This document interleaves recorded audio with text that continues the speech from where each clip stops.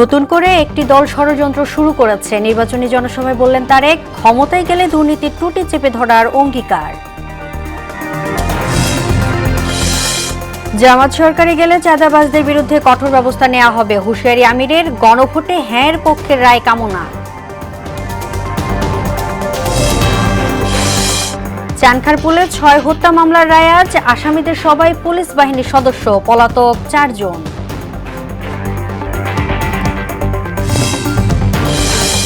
এবং ১ মাস পেরিয়ে গেল, শিক্ষার্থীদের হাতে পৌঁছায়নি ৩০ লাখ বই। মাধ্যমিক স্তরের সংকট তীব্র, ছাপার কাজ চলমান বলছে এনসিটিবি।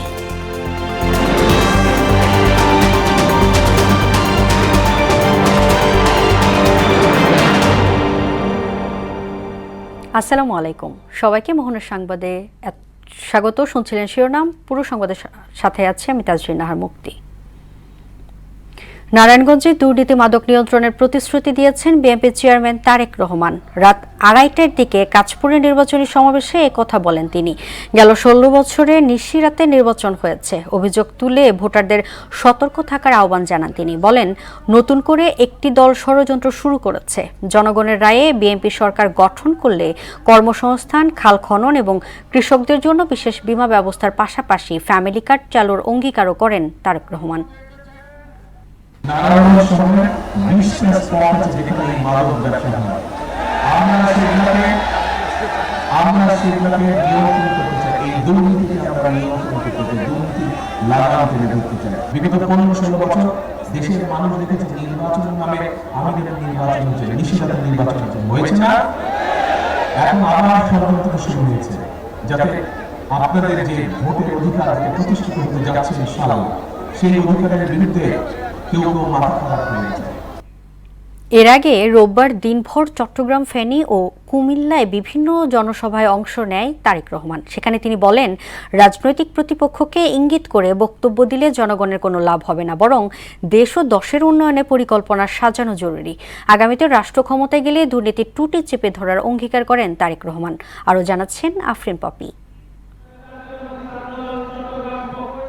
প্রচার প্রচারণা শুরুর পর থেকে সারা দেশ চষে বেড়াচ্ছেন বিএনপি চেয়ারম্যান তারেক রহমান। প্রচারণার চতুর্থ দিনে চট্টগ্রাম, ফেনী ও কুমিল্লায় বিভিন্ন নির্বাচনী সমাবেশে যোগ দেন। তারেক রহমানের আগমন ঘিরে কানায় কানায় পূর্ণ হয়ে ওঠে জনসভাস্থলগুলো। ফেনী সরকারি পাইলট উচ্চ বিদ্যালয় মাঠে আয়োজিত সমাবেশে বিএনপি চেয়ারম্যান বলেন, রাজনৈতিক প্রতিপক্ষ নিয়ে কথা বললে জনগণের কোনো লাভ হবে না। পরিকল্পিতভাবে খাল খনন, স্বাস্থ্যসেবা, তরুণদের জন্য কর্মসংস্থানের সুযোগ তৈরি করতে পারলেই দেশ দশের উপকারে আসবে। প্রতিপক্ষদের সামনে সম্পর্কে যদি আমি কথা বলি, তাতে জনগণের কি কোনো লাভ হবে? জনগণের কোনো লাভ হবে না। জনগণের লাভ তখনই হবে যখন আমরা পরিকল্পিতভাবে খাল খনন করতে পারবো। জনগণের লাভ হবে যখন আমরা পরিকল্পিতভাবে আপনাদেরকে স্বাস্থ্য সেবা দিতে পারবো। জনগণের লাভ হবে যখন আমরা আমাদের তরুণ যুবক, তরুণদের জন্য, মা বোনদের জন্য আমরা কর্মসংস্থানের ব্যবস্থা করতে হবে। এদিকে ২ দশক পর চট্টগ্রামে যান তারেক রহমান। বন্দর নগরীর পলো গ্রাউন্ডে আয়োজিত জনসভায় তিনি বলেন, বিএনপি ক্ষমতায় থাকলে মানুষের ভাগ্য পরিবর্তন হয়। জনগণের আশা আকাঙ্ক্ষা বাস্তবায়ন করাই বিএনপির রাজনীতির মূল লক্ষ্য। বিএনপি একমাত্র রাজনৈতিক দল যারা যতবার সরকারে ছিল এই দেশের মানুষের ভাগ্যের পরিবর্তনের জন্য কাজ করেছে। তারা জননিরাপত্তা নিশ্চিতের পাশাপাশি আগামীতে দুর্নীতি বন্ধের অঙ্গীকার করেন বিএনপি চেয়ারম্যান। অতীতে প্রমাণ করেছে একমাত্র বিএনপির পক্ষেই সম্ভব সেই বিষয়টিকে নিয়ন্ত্রণ করা, এবং সেটি হলো দুর্নীতি।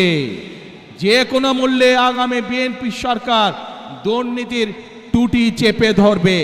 সরকার গঠন করতে পারলে শিক্ষা, স্বাস্থ্য ব্যবস্থা ঢেলে সাজানো সহ নারীদের স্বাবলম্বী করা ও কৃষকদের পাশে থাকার কথা জানান তারেক রহমান। নারীদের একটি বৃহৎ অংশ আজ শিক্ষিত হয়েছে, কিন্তু সেই নারীদেরকে আমরা স্বাবলম্বী করে, অর্থনৈতিকভাবে স্বাবলম্বী করে গড়ে তুলতে চাই। আমরা ধীরে ধীরে বাংলাদেশের সকল কৃষকের কাছে কৃষক কার্ড নামে একটি কার্ড পৌঁছে দিতে চাই। আফরিন পপি, মোহনা সংবাদ। জামাত ক্ষমতায় গেলে কাউকে চাঁদাবাজি করতে দেয়া হবে না বলে জানিয়েছে দলটির আমির ডক্টর শফিকুর রহমান। রোববার রাজধানীর যাত্রাবাড়িতে জামাতের নির্বাচনী জনসভায় অংশ নিয়ে তিনি এই কথা জানান।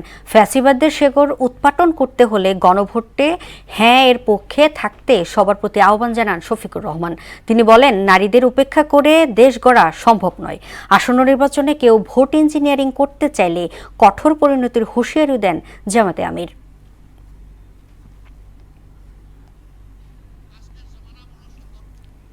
ভোটের প্রস্তুতির খবর।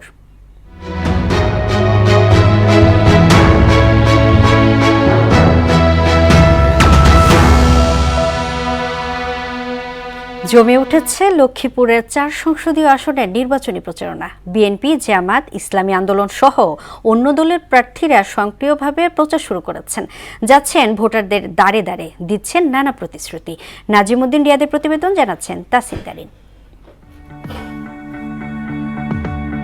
লক্ষ্মীপুরে নির্বাচনকে সামনে রেখে প্রতীক বরাদ্দের পর থেকেই প্রার্থীরা সকাল থেকে গভীর রাত পর্যন্ত প্রচার প্রচারণা ও গণসংযোগ অব্যাহত রেখেছেন। 4 সংসদীয় আসনে মোট ভোটার সংখ্যা 16,37,956 জন, পুরুষ ভোটার সংখ্যা 8,47,291 জন, নারী ভোটার 7,90,654 জন ও তৃতীয় লিঙ্গের 11 জন। বিএনপি, জামায়াত, ইসলামী আন্দোলন সহ অন্য দলের প্রার্থীরা সক্রিয়ভাবে প্রচার শুরু করেছেন। ভোটারদের সমর্থনে বিজয়ী হতে পারলে লক্ষ্মীপুরের 4টি আসনকে শিক্ষা, স্বাস্থ্য ব্যবস্থা, সন্ত্রাস, মাদক, দুর্নীতি ও বেকারত্ব মুক্ত হিসেবে গড়ে তোলা এবং 4 লেন মহাসড়ক তৈরি ও সারা দেশের সঙ্গে ট্রেন যোগাযোগের ব্যবস্থা করা হবে বলে আশ্বাস দেন প্রার্থীরা। এলাকার জনগণ ঐক্যবদ্ধ এবং বিগত দিনে এই এলাকার জনগণ যখন আবার সুষ্ঠু নির্বাচন হয়েছে তখন ধানের শীষের পক্ষে রাগ দিচ্ছে। আমরা এখানে কোনো ব্যাপ্তি ঘটবে না আমি মনে করি। আমরা সামাজিক ন্যায় বিচার প্রতিষ্ঠা করব, চাঁদাবাদ মুক্ত, টেন্ডারবাদ মুক্ত, দখলদারিত্ব এগুলি নির্মূল করা হবে। যারা ইসলাম, দেশ, মানবতার পক্ষে আছেন, বাংলাদেশ পন্থী আছেন, ইনশাআল্লাহ তারা ইসলামী আন্দোলনের সাথে থাকবেন, হাত পাখার সাথেই থাকবেন। আমরা এই সমাজে যেন মান, সম্মান, ইজ্জতের সহিত বসবাস করতে পারি, শান্তিপূর্ণ স্বাভাবিকভাবে জীবনযাপন করতে পারে। একজন নির্বাচিত প্রতিনিধি যখন আসবে তখন তার দায়িত্ব হবে এই দেশের এবং এই সমাজের এলাকার উন্নয়ন করা। লক্ষ্মীপুরে আমাদের যে 4 লেন রাস্তাটি, এটি 3 টাইমস টেন্ডার হয়েছে, হয় নাই। আমরা এটিকে অগ্রাধিকার তালিকায় আমরা নিয়ে এসে কাজকে সম্পন্ন করতে চাই। তবে লক্ষ্মীপুরে শিক্ষা, স্বাস্থ্য, যোগাযোগ ব্যবস্থায় অগ্রণী ভূমিকা পালন, গরিব, অসহায় মানুষ সহ সর্বস্তরের জনগণের জানমালের নিরাপত্তা, সন্ত্রাস, মাদকমুক্ত করা সহ প্রতিশ্রুতি বাস্তবায়ন করবে এমন প্রার্থীকেই বেছে নেওয়ার কথা জানান ভোটাররা। যে সৎ ব্যক্তি এলাকার উন্নয়নমূলক কাজ করবে তাকে আমরা মূল্যায়ন করব এবং তাকে আমরা ভোট দেব।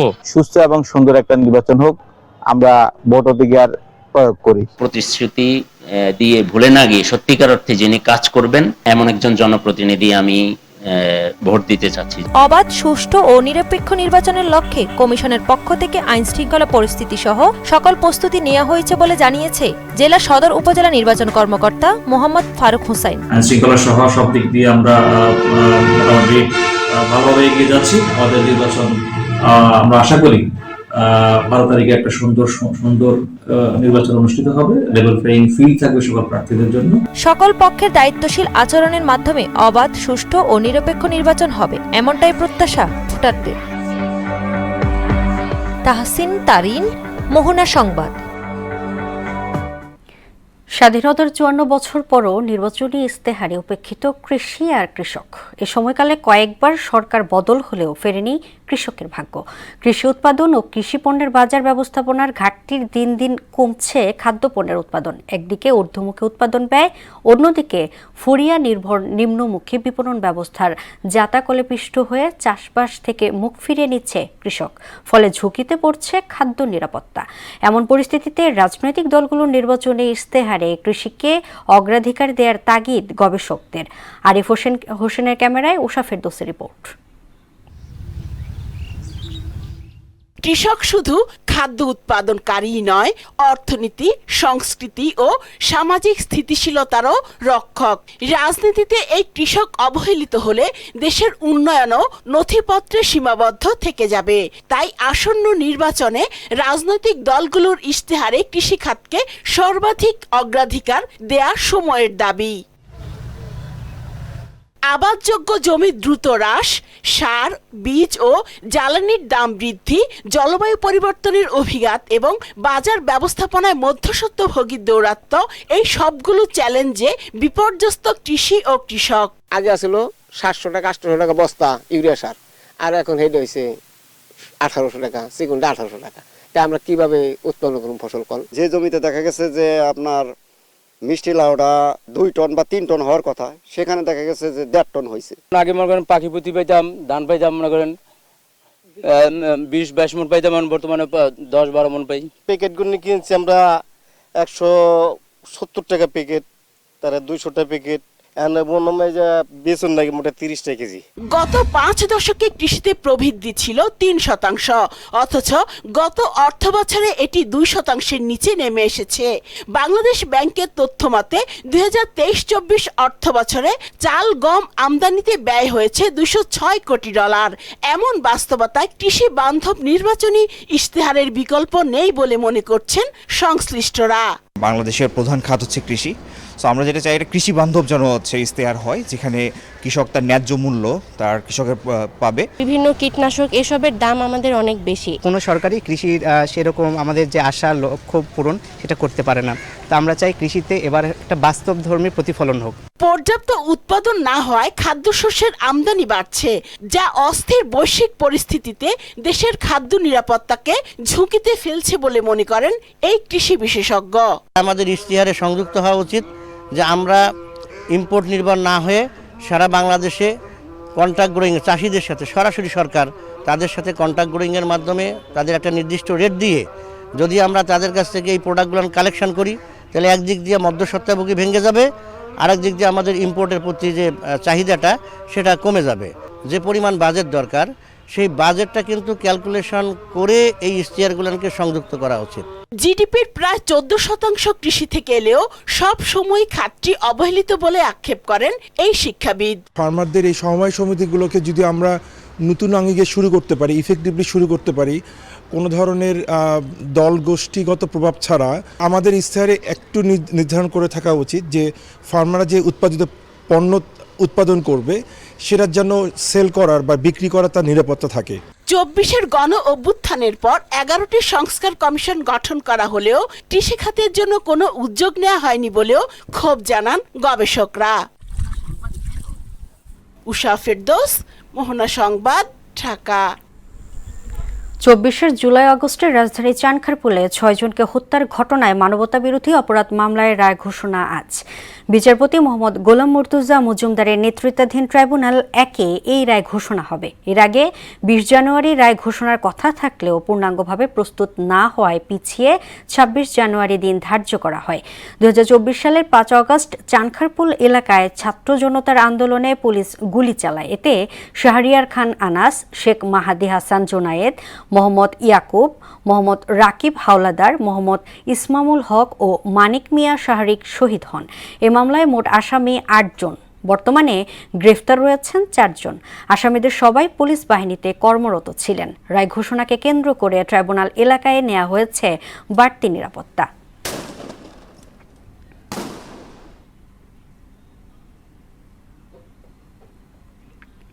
নতুন শিক্ষাবর্ষ শুরুর প্রায় 1 মাস পেরিয়ে গেলেও এখনও শিক্ষার্থীদের হাতে পৌঁছায়নি 30 লাখের বেশি পাঠ্য বই। 1 জানুয়ারি বই উৎসবের পর 15 জানুয়ারির মধ্যে শতভাগ বই বিতরণের প্রতিশ্রুতি জানিয়ে শিক্ষাক্রম ও পাঠ্যপুস্তক বোর্ড দিলেও 25 জানুয়ারি পর্যন্ত তা পূরণ হয়নি। প্রায় প্রাক-প্রাথমিক ও প্রাথমিক স্তরে বই বিতরণ সম্পন্ন হলেও মাধ্যমিক স্তরে 6ষ্ঠ থেকে 8ষ্ঠ শ্রেণী পর্যন্ত সবচেয়ে বেশি ঘাটতি রয়েছে। সংশ্লিষ্টরা জানিয়েছে এখনো বই ছাপা ও বিতরণের কাজ চলছে।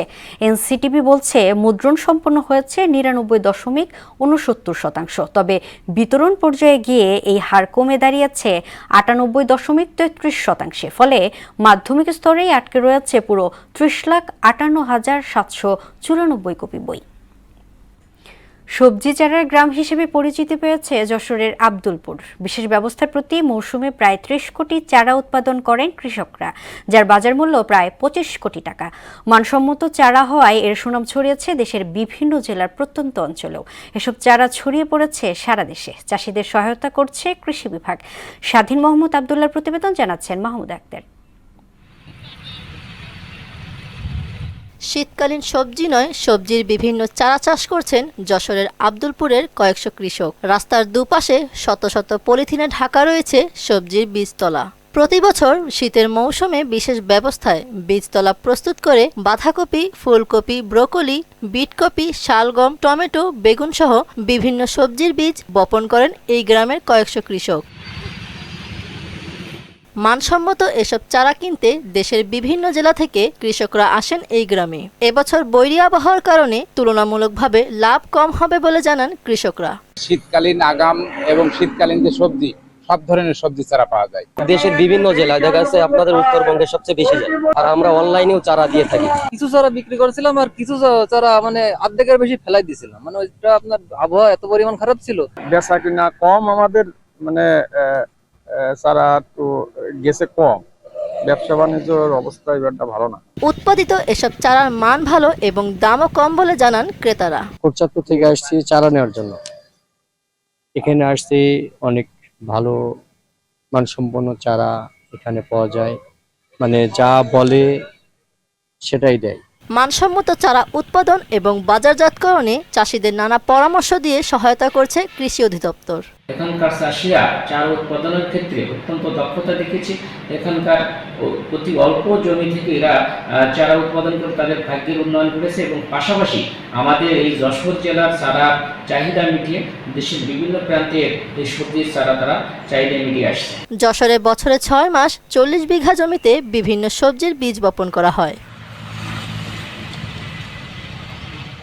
মাহমুদা আক্তার, মোহনা সংবাদ। এবার সারা দেশ থেকে সভা সমাবেশ ও বিক্ষোভ নিয়ে প্রতিনিধিদের পাঠানো তথ্যচিত্রে দেখুন ডেস্ক রিপোর্ট। নোয়াখালী 3 আসনে 10 দলীয় জোট মনোনীত জামায়াত প্রার্থী মাওলানা বোরহান উদ্দিন সাংবাদিকদের সঙ্গে মতবিনিময় করেছেন।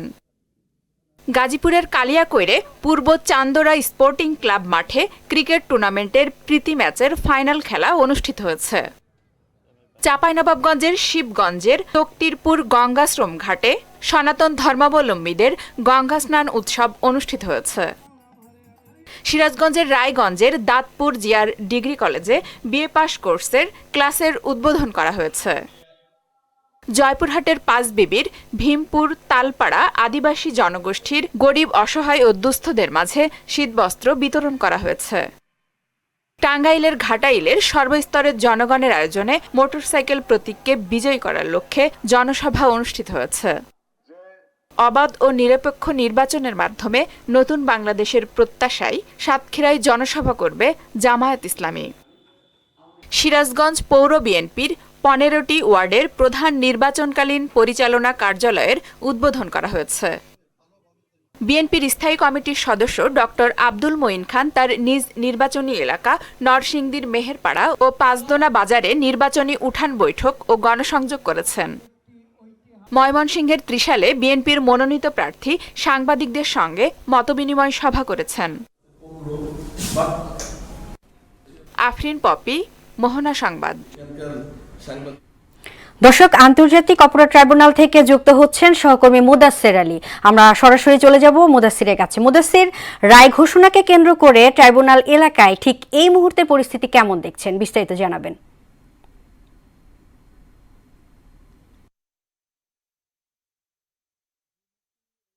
কিন্তু ট্রাইব্যুনালে বেশ আশেপাশে কিন্তু কড়া নিরাপত্তা নেওয়া হয়েছে। এর পাশাপাশি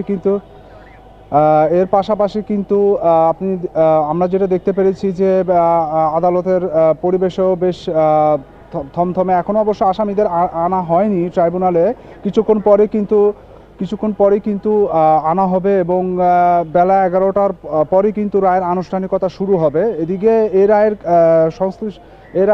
সম্ভাব্য দিকগুলো নিয়ে কিছু বলে রাখা দরকার। মোট আসামি কিন্তু 8 জন, যেমনটা জানেন। এর মধ্যে কিন্তু কেবল 4 জনই গ্রেপ্তার রয়েছেন। মূলত এই 4 জনেরকেই কিন্তু মানে সাজা দেওয়া হবে, বাকি পলাতকদের বিরুদ্ধেও রায় দেওয়া হবে। যেহেতু তারা পলাতক, তারা অবশ্য এখন পর্যন্ত তাদের ধরা হয়নি, এবং এই 4 জনকে কী রায় দেওয়া হবে মূলত, এবং পলাতকদের বিরুদ্ধে কী রায় দেওয়া হবে সেটিও কিন্তু একটি বিবেচ্য বিষয় আছে। যেহেতু আটক 4 জনদের কেউই কিন্তু পুলিশ কর্মকর্তা নন, তারা কেবলমাত্র 4 জনের 3 জন কিন্তু হচ্ছেন কনস্টেবল এবং 1 জন হচ্ছেন পরিদর্শক। সুতরাং তারা যে নির্দেশদাতা ছিলেন এবং মূল পরিকল্পনাকারী ছিলেন বিষয়টি কিন্তু তেমনও নয়। তো সুতরাং তাদের বিষয়টি কিন্তু কি আসতে পারে সেটি কিন্তু একটু কৌতূহলের বিষয়। যেহেতু আসামি পক্ষ বলেছিল যে যুক্তিতর্কে কিন্তু বলেছিল যে তারা কেবলমাত্র নির্দেশ পালন করেছে, তো সেই দিকটি হয়তো বা আদালত বা ট্রাইব্যুনাল কিন্তু এটি বিবেচনা করতে পারেন। তবে যারা পলাতক রয়েছেন তারা কিন্তু ঊর্ধ্বতন কর্মকর্তা এবং তাদের প্রতি কিন্তু একটা সর্বোচ্চ সাজা আসার সমূহ সম্ভাবনা কিন্তু রয়েছে। তবে পরিশেষে কিন্তু এটি কেবলই মাত্র একটি সম্ভাব্য দিকগুলো আমি বললাম, কিন্তু রায় কিন্তু বোঝা যাবে যে আদালত কোন পক্ষকেই বেশি, মানে কোন পক্ষের যুক্তিকেই অবলম্বন করে রায় দিয়েছেন, এবং রায় কিন্তু সেটি পরিষ্কার হবে। তো আন্তর্জাতিক অপরাধ ট্রাইব্যুনাল থেকে এই ছিল আমার কাছে পাওয়া তথ্য। মুক্তি। আন্তর্জাতিক প্রসঙ্গ। দক্ষিণ ফিলিপাইনের ব্রাসিলিয়ান প্রদেশের কাছে 3.5 শতাধিক যাত্রী নিয়ে একটি ফেরি ডুবে গেছে। এতে কমপক্ষে 7 জন নিহত হয়েছেন। জাহাজটিতে 332 জন যাত্রী এবং 27 জন ক্রু ছিল। 215 জনকে উদ্ধার করা হয়েছে এবং নিখোঁজ আরও 144 জনের জন্য অনুসন্ধান ও উদ্ধার অভিযান অব্যাহত রয়েছে। দুর্ঘটনার কারণ নির্ধারণের জন্য তদন্ত চলছে। দর্শক, এ পর্যায়ে জানিয়ে দিচ্ছি আজকের সংবাদপত্রের গুরুত্বপূর্ণ শিরোনাম।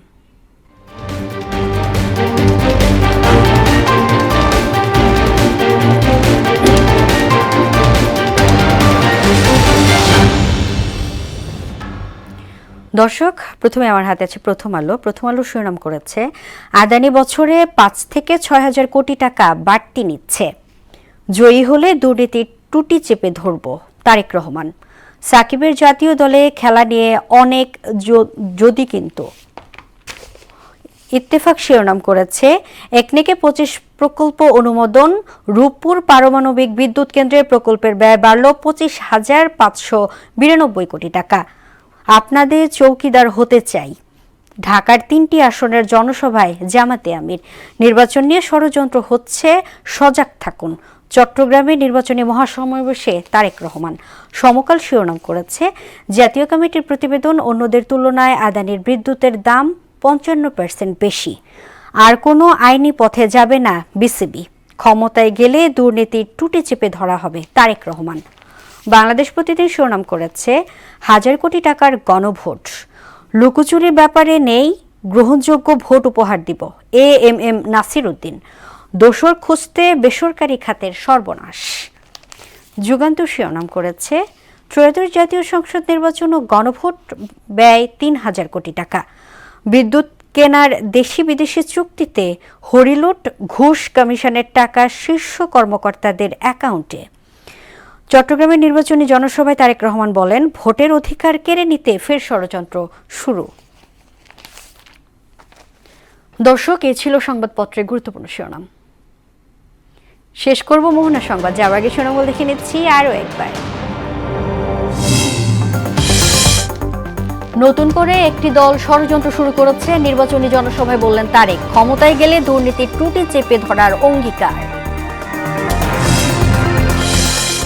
জামাতে সরকারে গেলে চাঁদাবাজের বিরুদ্ধে কঠোর ব্যবস্থা নেওয়া হবে, হুঁশিয়ারি আমিরের। গণভোটে হ্যাঁর পক্ষে রায় কামনা।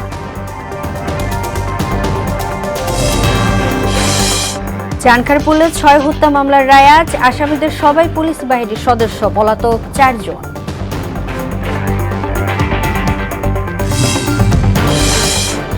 এবং 1 মাস পেরিয়ে গেলেও শিক্ষার্থীদের হাতে পৌঁছায়নি 30 লাখ বই। মাধ্যমিক স্তরে সংকট তীব্র, ছাপার কাজ চলমান বলছে এনসিটিবি। এই ছিল মোহনার সংবাদে। পরবর্তী সংবাদ দুপুর 1টায়। এর আগে সকাল 11টায় দেখবেন সংবাদ এক নজরে। মোহনার সবশেষ খবর জানতে ভিজিট করুন www.mohana.tv। সংবাদ দেখতে পারেন ফেসবুক ও ইউটিউবেও। এতক্ষণ সঙ্গে থাকার জন্য ধন্যবাদ।